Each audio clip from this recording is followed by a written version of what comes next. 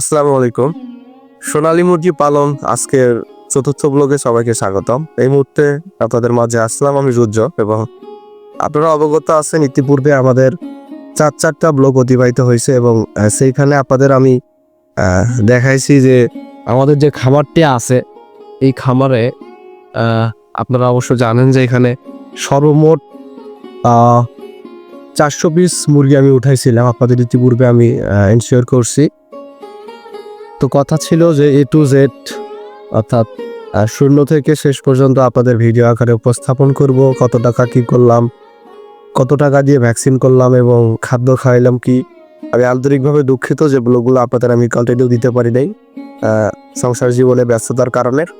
যাই হোক, আজকে হচ্ছে আমাদের পঞ্চম ব্লগ, এবং আজকে যদি কন্ডিশনটা দেখাই আপনাদের যে আমাদের সোনালী মুরগিগুলোর কি অবস্থা আপনারা নিজ চোখে দেখে নিন।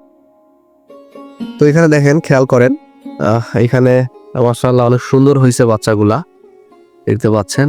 প্রায় গড় 20 অর্থাৎ 2050 অর্থাৎ 250 থেকে 300 গ্রামের মতো করে আসছে গড়।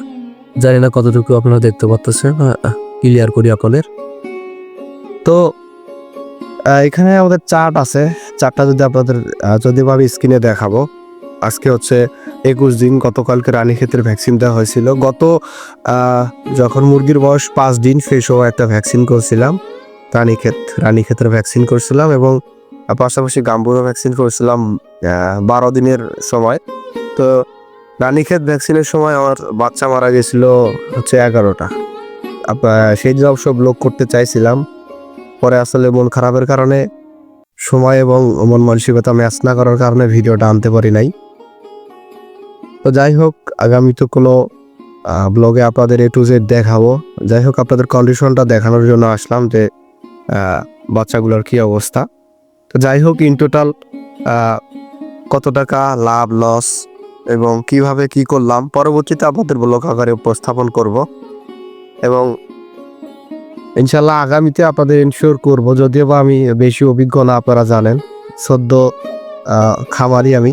তো এই কারণে আমার নিজের পার্সোনালি খুব একটা এক্সপিরিয়েন্স না থাকার কারণে আপনাদের আমি সেইভাবে উপস্থাপন করতে পারি নাই এইভাবে, এই জন্য আন্তরিকভাবে দুঃখিত। পরবর্তীতে যদি কখনো মুরগি উঠে, অর্থাৎ নেক্সট মান্থে ওঠানোর কথা আছে, সেই সময় কি ওষুধ খাওয়াইলাম না খাওয়াইলাম সব কিছু আপনাদের তুলে ধরবো।